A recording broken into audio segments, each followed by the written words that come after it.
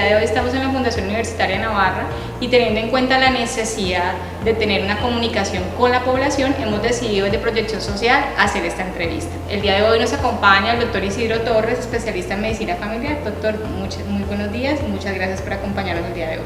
Muy buenos días, doctora. Muchísimas gracias por su invitación. La verdad es que para mí es muy placentero estar el día de hoy con ustedes. Bueno, doctor, ante la necesidad realmente de saber qué es perdonar, nos gustaría, y usted con la experiencia que tiene, que nos hable qué es el perdón, doctor.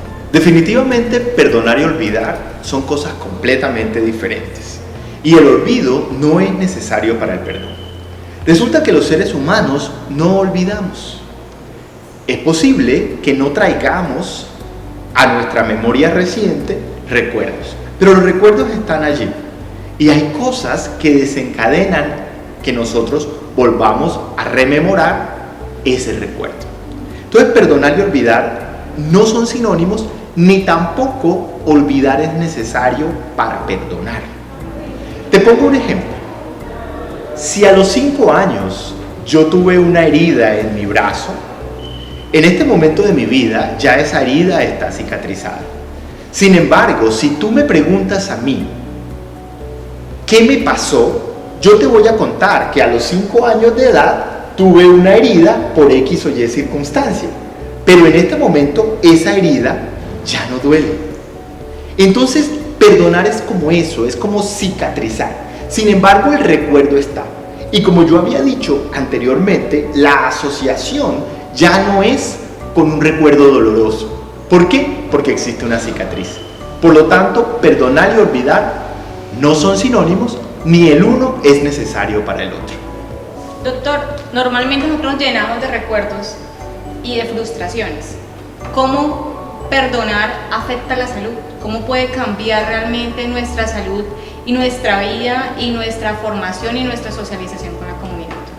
Resulta que los recuerdos que nosotros tenemos nos van a llevar a una emoción. Cuando nosotros tenemos un recuerdo que está asociado a una emoción negativa, llámese rabia, llámese odio, llámese venganza, esta emoción va a hacer que fisiológicamente nuestro cuerpo responda como si el suceso estuviera ocurriendo. Por eso, cuando perdonas, no le estás haciendo un favor a quien perdonas, ni tampoco le estás haciendo un favor a lo que perdonas. Te estás haciendo un favor a ti. ¿Por qué? Porque estás eliminando una neuroasociación negativa. Entonces, si perdonas, ya ese recuerdo no te va a producir dolor. Si perdonas, ya ese recuerdo no te va a producir rabia. Y acordémonos que las emociones están ligadas a procesos internos dentro de nuestro cuerpo. Los estudios han demostrado que las personas tristes, que las personas rabiosas, que las personas que siempre están de mal genio o que siempre están guardando rencor o guardando cosas, se enferman más de enfermedades cardiovasculares. También se enferman más de cáncer. En cambio, las personas que están felices, las personas que mantienen un buen ánimo, se enferman mucho menos. O por lo menos miran las enfermedades de una manera distinta. Y pueden superar las cuestiones de la vida de una manera mucho más fácil. Por eso, cuando perdonas, realmente te estás haciendo un bien a ti. Eso es lo importante de perdonar. Porque perdonar te beneficia a ti. Doctor, teniendo en cuenta que perdonar, uno sí puede perdonar, ¿existen cosas imperdonables o definitivamente todo lo podemos perdonar? Retomando lo que dije previamente, si el perdón te beneficia a ti mismo, no deberían existir cosas imperdonables. Cuando tú consideras que las cosas son imperdonables, es porque dentro de ti hay una emoción que no has superado o que no has sabido administrar. Las emociones no son malas, no son buenas, son emociones y tenemos que sentirlas. Si a mí me sucede algo como que se muera un ser querido, que se muera mi mamá, pues obviamente yo voy a tener tristeza, porque esa es la emoción asociada con ese evento. Sin embargo, esa emoción yo tengo que saber administrarla y yo tengo que saber hacer mi duelo y generar un proceso de adaptación a la muerte de ese ser querido. Una de las cosas que yo necesito es perdonar, perdonar el hecho de que un ser querido ya no esté conmigo. Entonces fíjate que no hay nada imperdonable. Somos los seres humanos los que hacemos con nuestro marco neuronal o con nuestros pensamientos que las cosas sean imperdonables. Entonces mi recomendación es, si el perdón es algo que te beneficia a ti, no hagas nada imperdonable. Procesa las cosas de la manera como tienes que procesarlas. Realiza tus duelos. Analiza. Haz diferentes análisis de lo sucedido. Y búscale una solución amable a este proceso. Para que de esa forma tú no guardes ese rencor o ese sentimiento dañino que al final a la única persona que le va a hacer daño es a ti, no a la otra persona a la que no perdonaste. Te pongo un ejemplo sencillo. Supongamos que una persona de mi oficina me ofendió y yo estoy absolutamente ofendido con esa persona y yo digo es que esto es imperdonable, pero yo trabajo con esa persona todos los días y todos los días tengo que verla. Entonces imagínate cómo va a ser mi reacción cada vez que yo veo a esa persona. Voy a sentir la misma rabia, y quizás la otra persona ni siquiera está afectada con mi presencia, pero yo, como no he perdonado, sí estoy afectado. En cambio, si perdono, no necesariamente tengo que volverle a hablar a esa persona. No necesariamente tengo que permitirle a esta persona que me vuelva a dañar o que me vuelva a herir.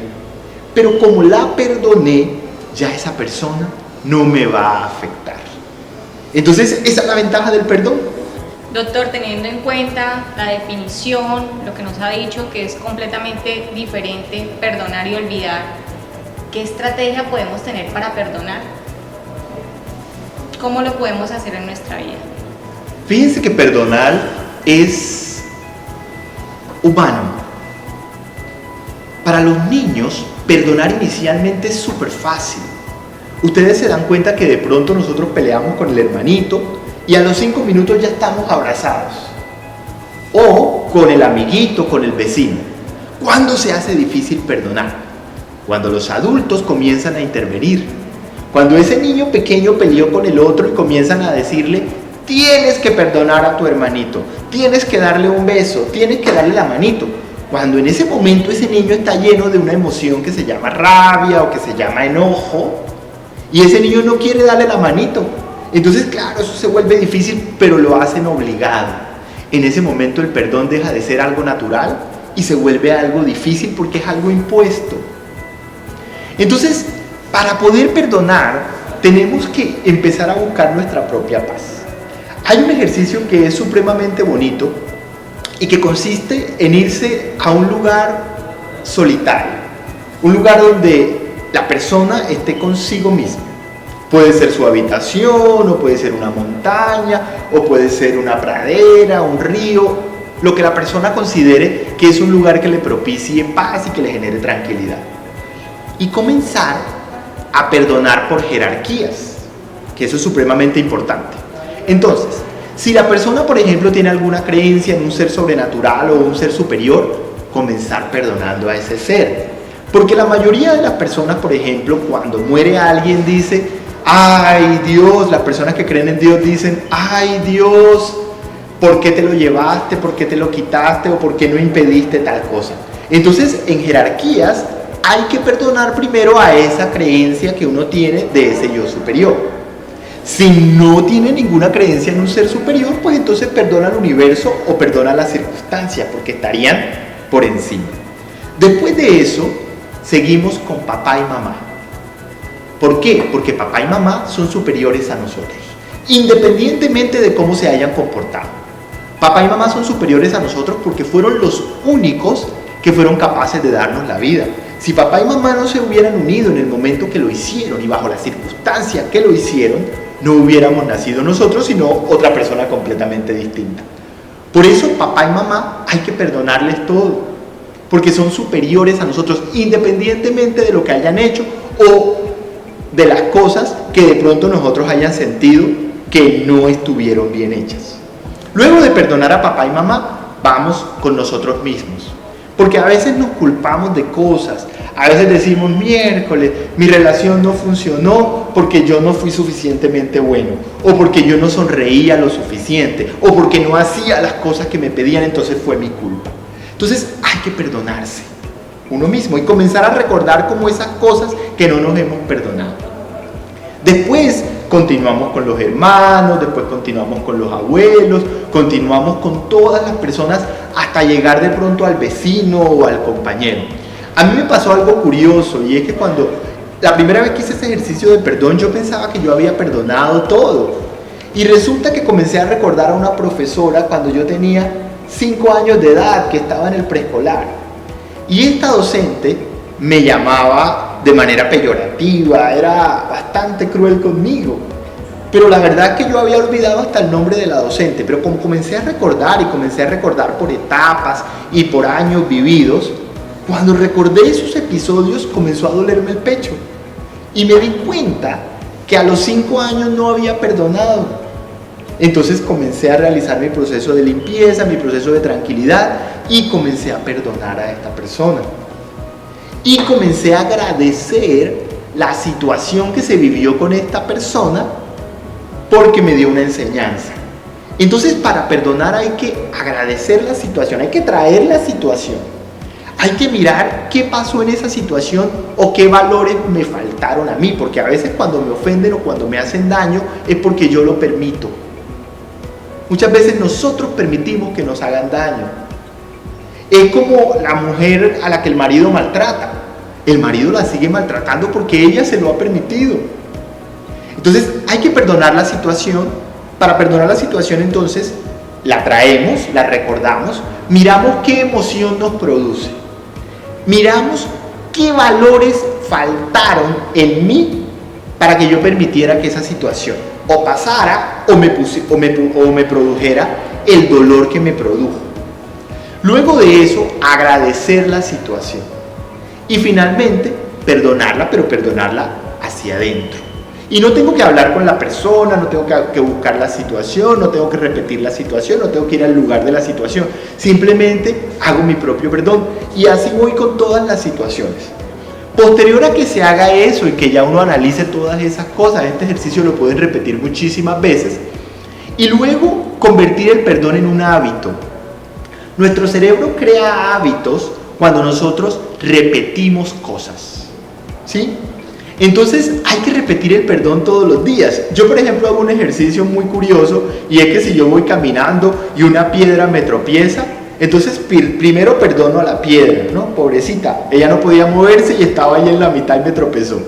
Después me perdono a mí porque soy un descuidado, porque me porté descuidado y me tropecé con la piedra por andar pensando en pajaritos. Entonces también me perdono a mí y perdono esa situación. Entonces cuando nosotros hacemos el perdón de manera cotidiana, ya se nos vuelve fácil y ya no vamos a cargar con todas esas cargas y con todas esas situaciones.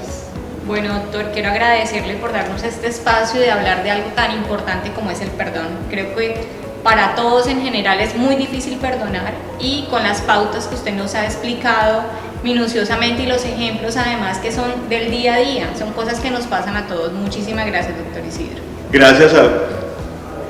Gracias a usted, doctora. La verdad es que para mí fue un placer estar acá y espero que me vuelvan a invitar porque este tipo de diálogos y de conversaciones son absolutamente interesantes y yo creo que son temas que a todas las personas nos suceden.